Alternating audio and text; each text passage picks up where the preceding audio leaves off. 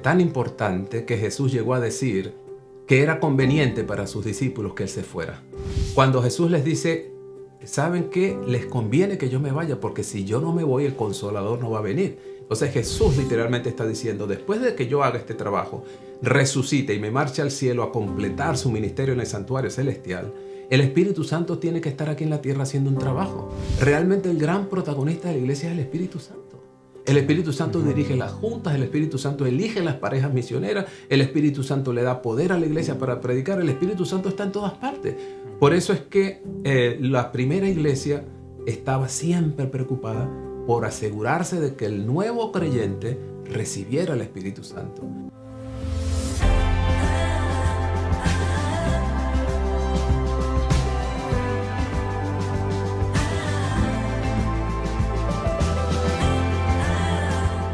Soy Jeffrey Vergara y tú estás escuchando Al Mensajero Maranata, un programa que explora las motivaciones de personajes bíblicos y cómo sus decisiones pueden guiar las tuyas. ¿Cómo está, pastor? Muy bien, Buenas tardes. gracias a Dios. Buenas tardes, Jeffrey. Pastor Iván Marrero. Marrero, así es. Bienvenido al programa El Mensajero Maranata. Muchas gracias. Estamos contentos realmente de tenerlo. Pastor, hemos pasado una hermosa semana de oración. Ha sido muy hermoso tenerlo aquí en el estado de Virginia, la iglesia de New Market. Muchas gracias. Y realmente estamos contentos de haberlo tenido esta semana. Yo sé que también tiene que viajar el día de mañana, pero no queríamos perder justo esta oportunidad de tener un mensaje con usted acá y que se pueda dirigir a nuestra audiencia. Claro. El Ministerio 1844. Y, Pastor, cuéntenos un poquito de dónde es usted, dónde está radicando, un poquito háblenos de su familia. Claro, gracias, hermano Jeffrey. Bueno, soy venezolano. He trabajado en la obra pastoral por poco más de 25 años. En Venezuela, básicamente en mi país. Allí he podido trabajar como pastor de distrito, he sido profesor de teología también un tiempo, he trabajado como administración o como administrador también en 2 asociaciones en nuestro país. Así que hemos podido dejar un buen tiempo de nuestra vida en este servicio. Con mucha alegría lo hemos hecho, por supuesto. Ahora el año pasado nos vinimos mi esposa y yo a Montemorelos, un poco para estar más cerca de nuestras hijas, porque ya hace un tiempo que nuestras 3 hijas, debo decirlo, tenemos 3 hijas casadas todas ya. Una vive aquí en los Estados Unidos, otra vive en Europa, en Holanda, y la menor vive en México. Así que nos vinimos ahí cerca de la menor, pero también tenemos la oportunidad de venir aquí a este país. Con frecuencia venimos a compartir con las iglesias, venimos a predicar, a tener semanas de oración, campañas de evangelismo, aprovechamos de visitar a la hija. Así que ha sido una bendición muy grande. Amén, amén. Pastor, veo que tiene un libro aquí que justamente lleva como título el título de la campaña que hemos tenido esta semana, Nacer de Nuevo. Así es. Cuéntenos un poquito, Pastor, de dónde nació claro, es un término bíblico, pero si nos podía compartir cómo el Señor lo llevó a hacer especialmente una campaña con este nombre. Sí, muy oportuna esa pregunta. Estudiando la Biblia de manera personal, es porque soy adventista de cuna, de niño, y siempre he tenido la inclinación por el estudio. Me gusta estudiar, me gusta leer, especialmente la Biblia. Y cuando me encontré con Juan capítulo 3, me quedé allí mucho tiempo. Y he descubierto que en Juan capítulo 3 está toda la esencia del mensaje de salvación.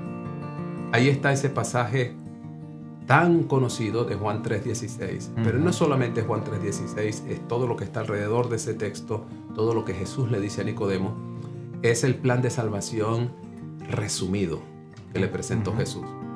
Entonces, explorando ese diálogo entre Jesús y Nicodemo, me llevó a muchos lugares más de la Biblia que alumbran esa conversación, ese diálogo de Jesús con Nicodemo. Y eso me ha llevado a entender que allí, en ese lugar, está todo el mensaje de salvación. Resumido en esa frase de Jesús, tienes que nacer de nuevo. ¿Por qué nacer de nuevo? Es porque ya nací una vez. ¿Y por qué tengo que nacer otra vez? Porque ese nacimiento primero no está bien.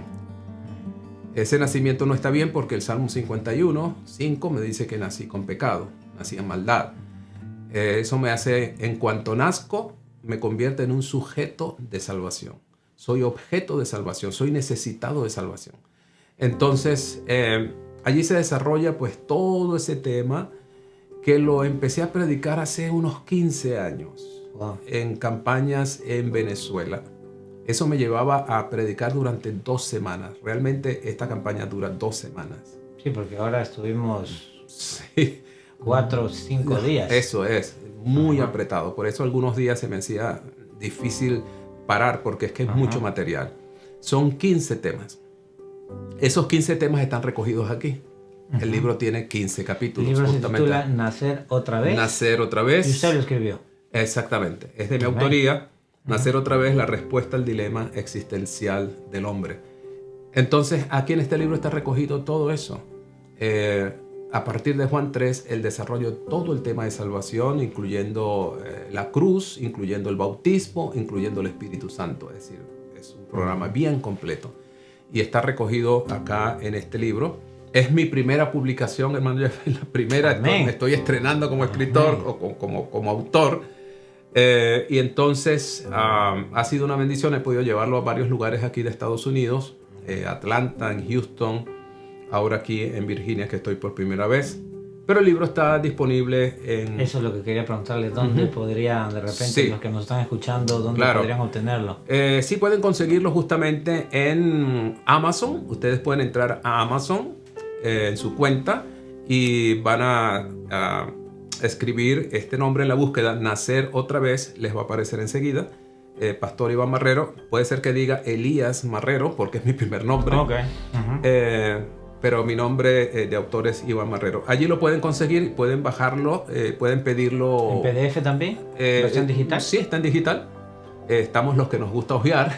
Y los que nos gusta marcar, resaltar, eso es. Doblar la hoja. Ajá. Entonces, que yo me confieso soy de eso, entonces lo pueden pedir físicamente en papel, en pasta blanda, y les va a llegar a su dirección. Si lo quieren tener en su computador, en su teléfono, lo pueden también adquirir digitalmente. Pastor, yo he estado en la campaña, primera vez que lo escuchaba, creo que usted fue muy recomendado por nuestros amigos venezolanos que tenemos en la iglesia, ¿no? Y entonces, una de las cosas que yo pude percibir es realmente este mensaje que tiene que ver, no está desasociado de nacer de nuevo, es el mensaje de la obra del Espíritu Santo. Algo que hoy en día, como lo mencionó en el tema esta mañana, se ha, no sé si la palabra correcta sería ignorado, se ha olvidado por mucho tiempo, ¿no? Sí. El tema de la obra del Espíritu Santo. Háblenos un poquito sobre qué obra importante es la que tiene que hacer el Espíritu Santo y qué importancia tiene en esta obra de salvación, literalmente. Sí, definitivamente. Es tan importante que Jesús llegó a decir que era conveniente para sus discípulos que Él se fuera. Fíjese hasta dónde llega, ¿no? Cuando Jesús les dice, ¿saben qué? Les conviene que yo me vaya, porque si yo no me voy, el Consolador no va a venir. Es decir, es importante para ustedes, le dice Él a sus discípulos, que yo esté con ustedes acá. Es importante mi ministerio, que muera en la cruz por los pecados del mundo. Todo eso es importante, pero luego de eso tengo que marcharme para dar lugar a la obra del Espíritu Santo. Entonces Jesús literalmente está diciendo, después de que yo haga este trabajo, resucite y me marche al cielo a completar su ministerio en el santuario celestial, el Espíritu Santo tiene que estar aquí en la tierra haciendo un trabajo. Y de hecho, cuando leemos podríamos decir la bitácora o el diario de los primeros días de la Iglesia Apostólica, cosa que registró Lucas con su extraordinario libro, Hechos de los Apóstoles, realmente el gran protagonista de la Iglesia es el Espíritu Santo. El Espíritu Santo dirige las juntas, el Espíritu Santo elige las parejas misioneras, el Espíritu Santo le da poder a la Iglesia para predicar, el Espíritu Santo está en todas partes. Por eso es que la primera Iglesia estaba siempre preocupada por asegurarse de que el nuevo creyente recibiera el Espíritu Santo. Ellos estaban claros en que el bautismo de agua es necesario, pero que no es suficiente. El bautizado necesita recibir ahora el bautismo del Espíritu Santo para recibir el amor de Dios en su corazón, para poder guardar la ley de Dios, es que es imposible guardar la ley de Dios si eres un hombre carnal. Entonces tienes que recibir el Espíritu. Ahora que tú eres espiritual, porque el Espíritu trabaja en ti, te entiendes con una ley espiritual. Entonces la justicia de la ley se cumple en nosotros, dice Pablo, que no andamos conforme a la carne, sino conforme al Espíritu. Amén. Entonces lo que ha estado pasando es que a medida que un movimiento, y eso pasa con cualquier movimiento, a medida que avanza en el tiempo, corre el riesgo de perder de vista los fundamentos, los principios, lo que lo convirtió en un movimiento poderoso. Entonces la iglesia cristiana a través de los años, imagínense, ya han pasado 2000 años de aquel Pentecostés, ha pasado por distintas etapas, caídas, levantadas, ¿no? Lo que llamamos los despertares religiosos que cada tanto el Señor ha tenido que levantar. Nosotros mismos como adventistas somos producto de un despertar religioso que hubo a mediados del siglo XIX, comandado o dirigido, liderado aquí en Estados Unidos por Miller. Necesita la iglesia recuperar esa dependencia del Espíritu Santo. Tenemos una tendencia humana, natural, a depender con el tiempo de las instituciones, de los equipos, de la tecnología, de la estructura, de la organización. Tendemos a depender más de eso. Pero la iglesia primitiva no tenía nada de lo que tenemos nosotros, pero lo tenía todo, porque tenía el Espíritu Santo.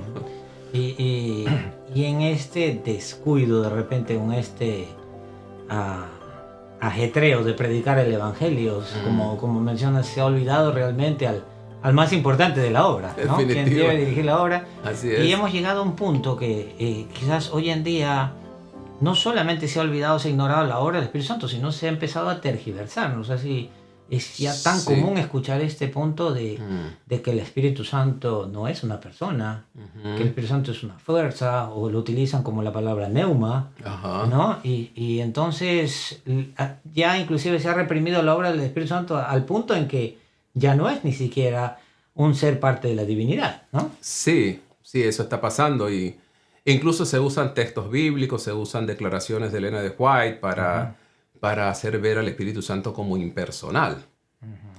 Aunque la palabra dice ella claramente, ¿no? Es una persona que tiene su propia personalidad, ¿no? Exacto, exactamente.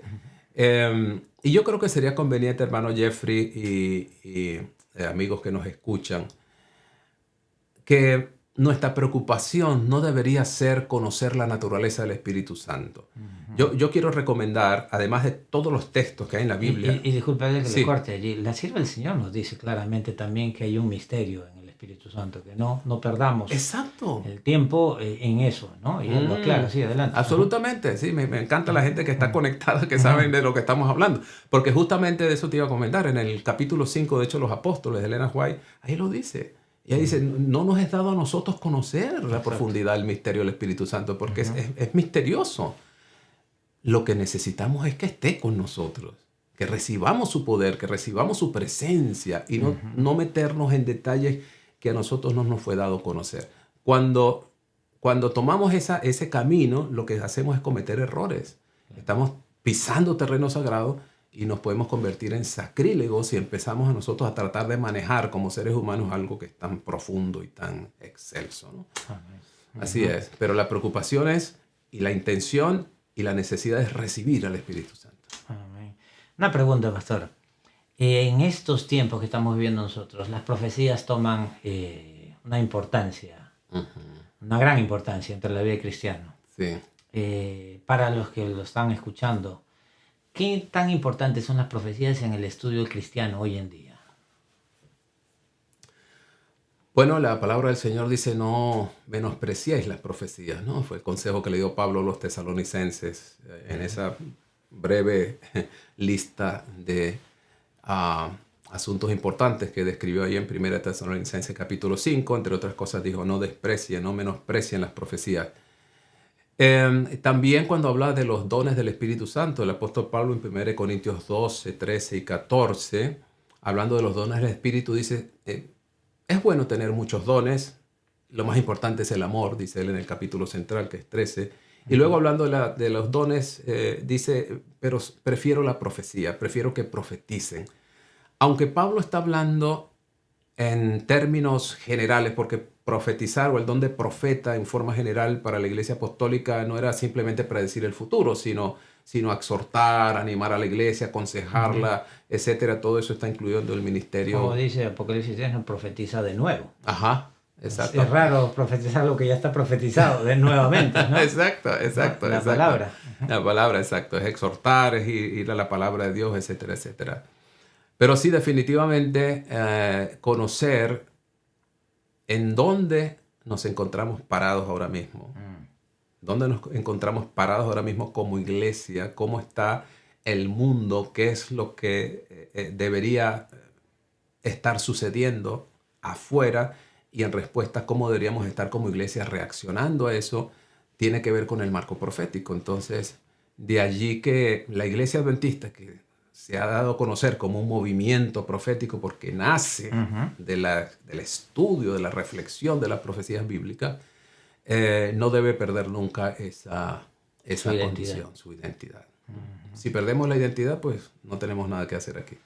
Pastor, una cosa importante, algo que probablemente usted también vivió igual que nosotros hace 2 o 3 años atrás, el famoso COVID. Ajá. Dentro de todo esto, en los eventos que vemos que vienen sucediendo, ¿qué lecciones podría compartir con nosotros que le trajeron el COVID? Muy interesante, hermano Jeffrey, esa pregunta.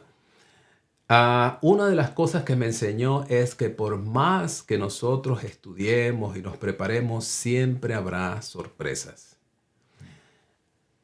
Cosas que van a suceder para las cuales no estábamos preparados. Y la pandemia lo demostró ampliamente. No solamente para los adventistas, pero para todo el mundo religioso, los sorprendió. Nos agarró de sorpresa. Totalmente. Entonces, eso me dice a mí que lo que va a venir de esa manera. Y Jesús lo advirtió. Y eso es lo más interesante del asunto. Jesús lo advirtió, pero uno no termina de captarlo. Jesús dijo, el Hijo del Hombre vendrá como ladrón en la noche. Como cuando Cristo le decía a sus discípulos, ¿no? Voy a ir a Jerusalén, me van a crucificar. Y los discípulos escuchaban, pero no lo escuchaban, pero no veían, ¿no? Digo, algo muy similar nos está... Muchísimo. Entonces Jesús ya advirtió muchas veces que la venida de Cristo será sorpresiva. O sea, va a venir de sorpresa. De allí que la preparación tiene que ser diaria. Jesús lo ilustró con la parábola del siervo útil, que dice, su señor se fue, pero él todos los días estaba listo. Y cuando su señor venga a la primera vigilia, a la segunda vigilia, a la tercera vigilia de la noche, lo va a encontrar preparado, porque va a venir por sorpresa. O sea, aquí estoy. Y entonces, el que esté listo, estará listo. Y el que no. O sea, es verdad que hay señales, todo lo que usted quiera, pero definitivamente una advertencia de Jesús que no debemos olvidar es esa: la venida del Señor será sorpresiva. Por eso yo no debo esperar a que se cumplan determinados eventos, yo no tengo que esperar que suceda algo en el Vaticano o que suceda algo aquí en la sede del poder norteamericano. Yo no voy a esperar eso, yo tengo que estar listo ya.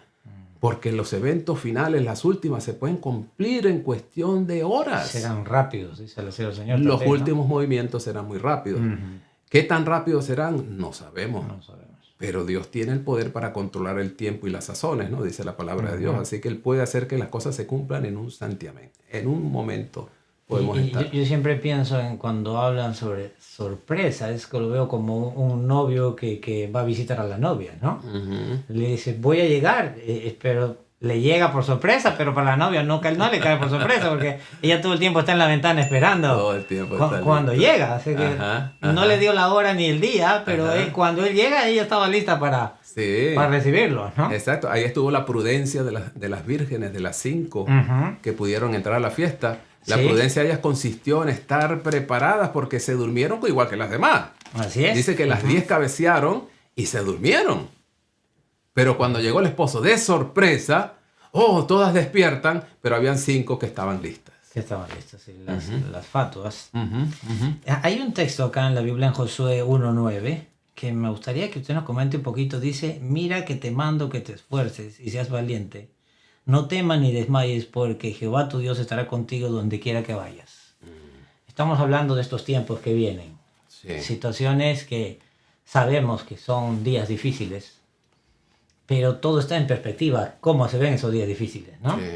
Hace poco escuché a un pastor predicar hablando sobre David y Goliat, tema de percepción, ¿no? Realmente para los israelitas mirar a Goliat era como mirar a un gigante, pero para David mirar a Goliat era como mirar un blanco tan grande que era difícil de fallar. ¿No? Qué interesante. ¿No? Qué difícil, ¿no? Es imposible que le falle porque este es tan grande, ¿no? Muy bueno, muy qué bueno. percepción realmente, ¿no? Sí, y acá sí. la palabra de Dios nos dice, mira que te mando que te esfuerces y seas valientes, ¿no? No temas ni desmayes porque Jehová tu Dios estará contigo donde quiera que vayas. ¿Cuál sería el desarrollo de esto para un cristiano en el día de hoy? Por todo lo que escuchamos que viene, ¿serán días difíciles? ¿Qué percepción tenemos con lo que viene en adelante?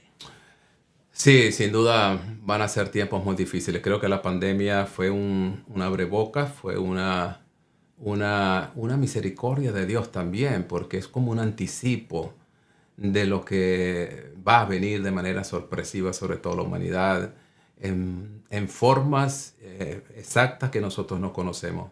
Nos corresponde estar siempre, siempre preparados. ¿Por qué es tan oportuno ese mensaje de Dios a Josué?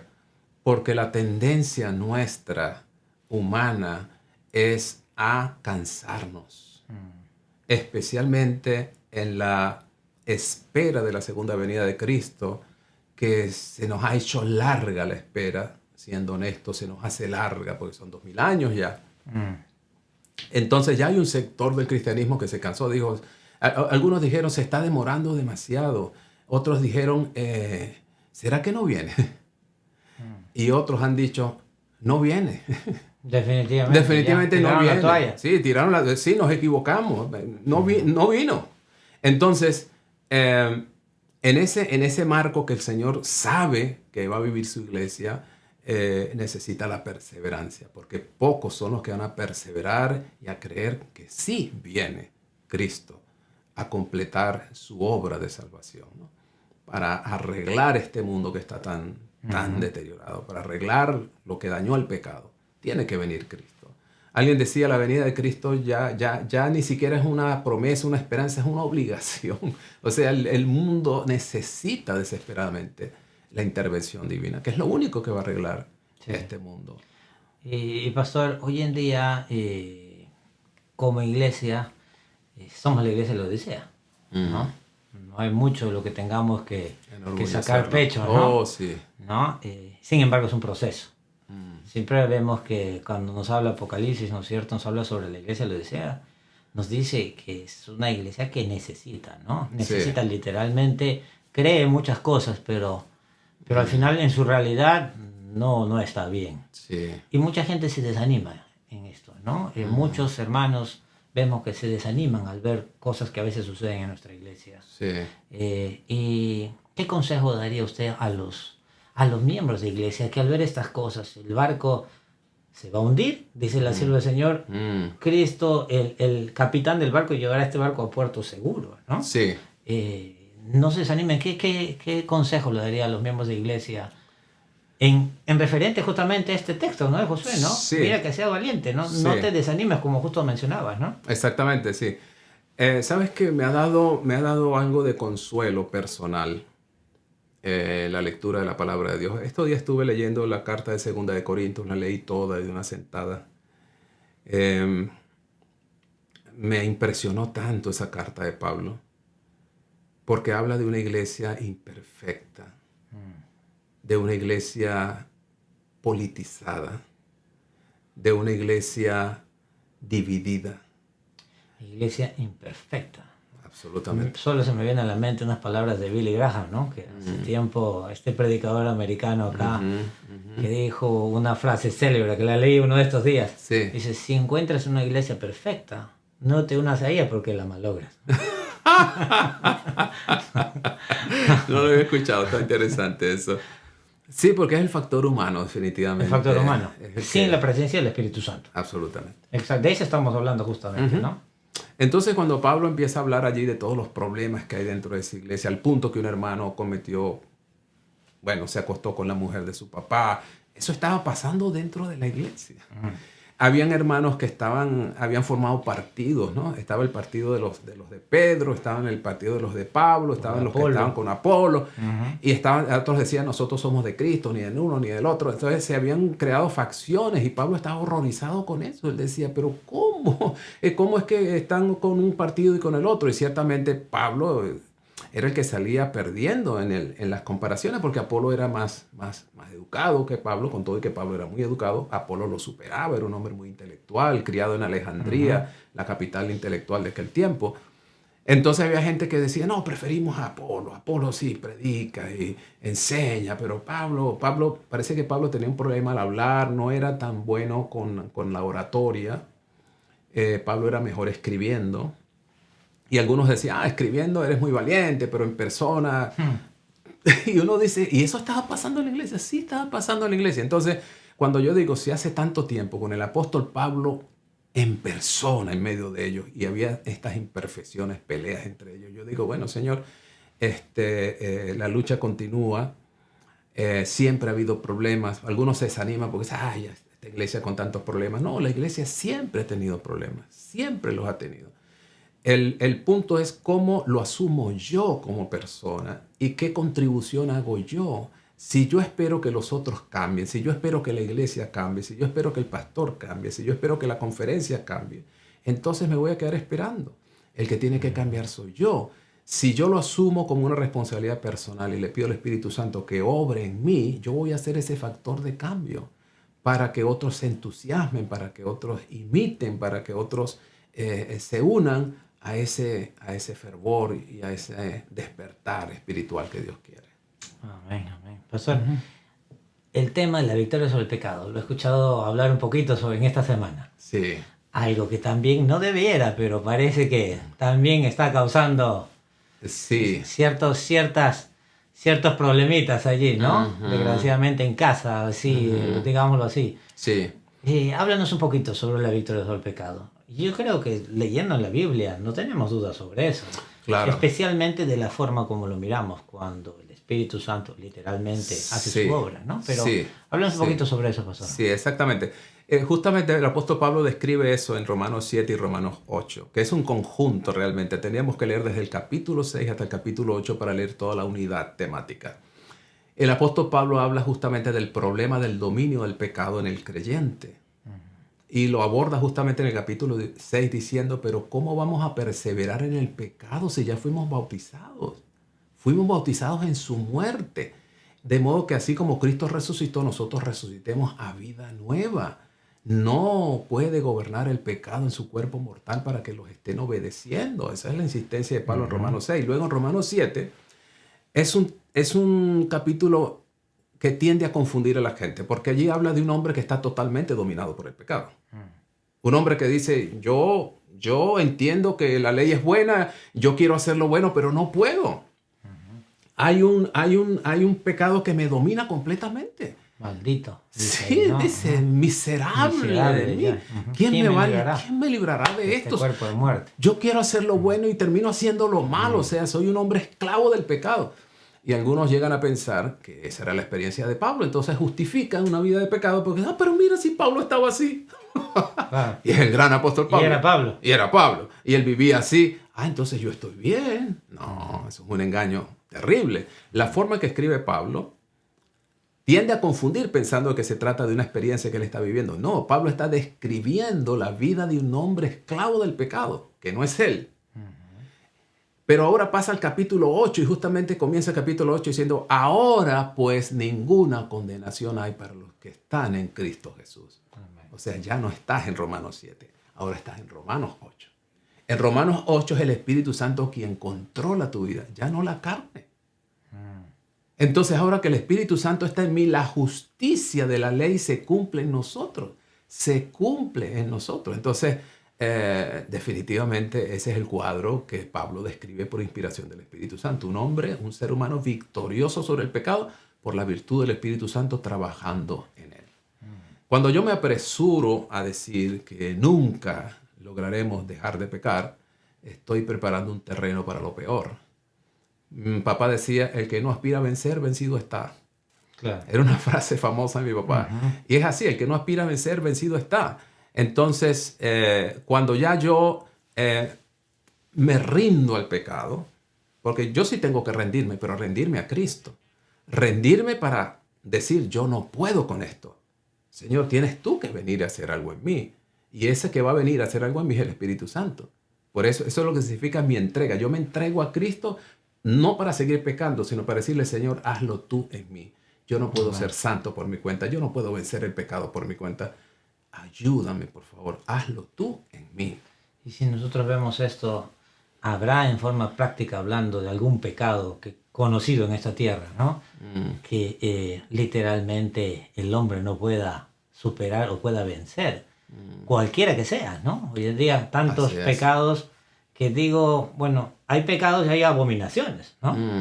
Y hoy en día tan común está el tema, por ejemplo, de la homosexualidad, por ejemplo, algo que ha salido y que trae tanto dentro del mundo inclusive religioso, que hoy en día pues ya ha variado tanto la creencia de la victoria sobre el pecado, inclusive de que, bueno, he nacido así, y así voy a terminar, y así el Señor me va a aceptar, sin considerar que la Biblia es bien clara en que no hay pecado en el cual el ser humano literalmente tenga que estar sometido, porque para eso vino Cristo, ¿no? Porque Cristo vendría y liberará, ¿no es cierto?, al hombre de su pecado, ¿no? Lo que el ángel dijo a María, ¿no es cierto? Y entonces, la victoria del pecado es obvio que no es por nuestra fuerza, ¿no? Así es.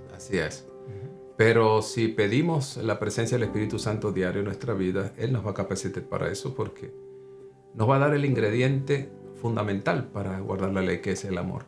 Cuando el Espíritu Santo pone amor en mí, entonces desde ese amor de Dios en mi corazón, la ley no solamente se convierte en una regla para cumplir, sino que se convierte en un placer.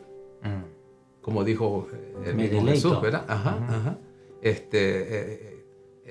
Cada día me deleito en tus mandamientos, en tu ley, ¿no? Y entonces deleitarse en la ley de Dios es el producto más acabado de lo que significa la obra del Espíritu Santo en un ser humano. Y hay algo que me lleva a pensar en el tema de vencedores, ¿no? Apocalipsis nos habla de aquí están los que vencieron. Sí, ¿no? Sí. Y si bien es cierto, cuando hablamos de pecado, yo doy gloria a Dios porque cuando yo peco tenemos un intercesor, ¿no es cierto? Juan dice, ¿no es cierto? Hijitos míos, ¿no? Nos habla a nosotros, hijitos míos, aquellos que son nuevos en la fe, ¿no? Sí. No se espera de uno antiguo en la fe cometer los mismos errores de un hijito, ¿no? Sí. Pero dice, si en caso que caemos, abogado tenemos. No es que esté instando a que caigamos, sino que si caemos, tenemos un abogado intercesor. Y yo digo amén, porque cuando peco, pido perdón y el Señor me perdona. Claro. Puedo arreglar mi vida nuevamente con Él. Pero el Apocalipsis habla de vencedores. Sí. Y un vencedor es un poco diferente, ¿no? Un vencedor es aquel que se le presenta la tentación y por el poder del Espíritu Santo, claro, la vence. Así es. ¿No? Se le presenta otra tentación y él clama a Cristo, ¿no? Y clama por su sangre, que dicho sea de paso, la sangre es importante no solo para el perdón de nuestros pecados, sino para sostenernos, para no pecar. Exacto. ¿No? Tiene esa función no solo para perdonar, sino para sostenerte para no pecar. Entonces, el vencedor, cada vez que se le presenta una tentación, es como un terco en el tema de guardar la ley. Son tercos, dicen, no voy a fallar. Como dice la sierva del Señor, ¿no es cierto? Antes de quebrantar la ley, que mi lema sea primero la muerte. Sí. ¿No? Entonces, ese que vence, se le presenta y vence, se le presenta y vence, se le presenta y vence, y por lo tanto llega a ser un vencedor. Ya no es alguien que ha caído y se levanta, sino ahora ha vencido. Así es. Qué importante es eso, pastor, por el tema justamente de esta conversación que estamos teniendo, donde el Espíritu Santo debe ser realmente el centro. El protagonista. El protagonista hoy en día. Sí, absolutamente. ¿No? Yo por eso, hermano Jeffrey, siempre propongo eso, y últimamente lo he estado haciendo más seguido. Primero porque lo estoy haciendo en mi propia vida. Cada día estoy orando por la presencia del Espíritu Santo en mí. Y funciona. Amén. Funciona. Yo le quiero decir a los amigos que están escuchándonos, que nos están mirando, funciona. Pidan al Espíritu Santo, oren por Él y el Señor se los va a conceder. Es una promesa, porque Jesús dijo, ¿cuánto más vuestro Padre Celestial le dará el Espíritu Santo a quien se lo pida? A quien se lo pida. Entonces, Si lo pedimos con fervor, con insistencia, Él nos lo va a dar. Lo extraño es que no lo pedimos. El cielo se extraña. Elena White tiene una cita hermosa ahí también en su libro Hechos de los Apóstoles. Dice, si nosotros pedimos el Espíritu Santo, todas las demás bendiciones vendrían en su estela. Es decir, que lo que necesitamos es el Espíritu Santo. Todo lo demás está incluido. Está incluido. Entonces, debemos ser inteligentes espiritualmente para saber qué pedir y qué buscar. Amén. Es la lluvia tardía, ¿no? Exacto. Es algo que necesitamos, algo que tiene que ser regado como una plantita todo el tiempo, ¿no? Lluvia temprana, y el que recibe lluvia temprana todos los días, Exacto. Recibe la lluvia tardía finalmente, ¿no? Así es. Qué hermoso, pastor. Pastor, yo sé que tiene un día cargado de actividades. Tenemos un bautismo dentro de creo que de un par de horas. Sí, gracias a Dios. Sí, gracias tenemos a Dios. Bautismo y tenemos almas que se van a entregar a Cristo. Amén. Estamos amén. contentos por eso. Claro. Porque sabemos que el Espíritu Santo se está moviendo. Claro que sí. Y yo sé que tiene una agenda cargada y mañana tiene que regresar también a casa con la familia. Ha sido realmente un placer y un gusto. Esperamos verlo. Yo quisiera comprometerlo para que también nos podamos conectar. Por la tecnología podemos conectar y de repente dar algunos estudios y campañas también. Nosotros tenemos un ministerio, el Ministerio 1844. Ok. Y lo vamos a tocar la puerta para que nos acompañe. Será un placer. Realmente para nosotros es un gozo tener hombres de Dios que buscan más de Dios y buscan llevar esta palabra a otros. Si hay algo, pastor, puede dirigirse a nuestra audiencia ya para terminar. Algunas palabras que usted quisiera dejarnos, consejos claro. de aliento que necesitamos realmente. Así es, claro que sí. Hermanos queridos, como les acabamos de mencionar, el Espíritu Santo es nuestra más urgente necesidad. Buscarlo, orar por Él, clamar por Él, debería ser nuestra tarea todos los días.